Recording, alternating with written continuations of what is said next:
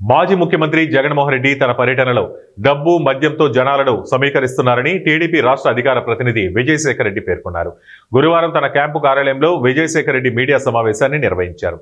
ఈ సందర్భంగా ఆయన మాట్లాడుతూ, జగన్మోహన్ రెడ్డి ప్రెస్ మీట్ తో హడావిడి చేస్తే కూటమి ప్రభుత్వం భయపడుతుందని భావిస్తున్నారే కానీ ఏ ఒక్క కార్యకర్త కూడా భయపడే ప్రసక్తే లేదని ఆయన అన్నారు. రాష్ట్రంలో చేస్తున్న అభివృద్ధిలో నారా లోకేష్ కి కూటమి ప్రభుత్వానికి మద్దతు పెరిగిందన్నారు. గత 5 సంవత్సరాల పాలనలో కుంభకోణాలు తప్ప నువ్వు చేసింది ఏమీ లేదని మండిపడ్డారు. గత పాలనలో మైన్స్, ల్యాండ్స్, శాండ్ అన్నిటిలోనూ వైసీపీ ప్రభుత్వం కుంభకోణం చేసిందని ఆరోపించారు. మద్యం కుంభకోణంలో రాజంపేట ఎంపీ మిథున్ రెడ్డికి 40,000 కోట్ల రూపాయలు ముడుపులు చెల్లించారన్నారు.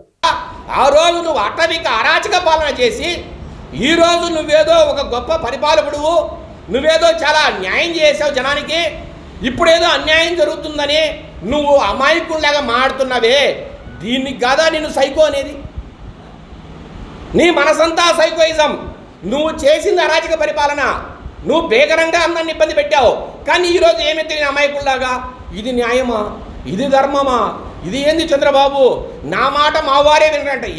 ముఖ్యమంత్రి నువ్వైతే మీ వాళ్ళేం తినేది? రేపు మళ్ళా నిజంగా నువ్వు వస్తానని కలగంటున్నావు. నిజంగా నువ్వు వస్తే ముఖ్యమంత్రి నువ్వు అవుతావా, మీ వాళ్ళు అవుతారా? మా వాళ్ళు నా మాట వినరంటే అంటే ఏం చేస్తారు?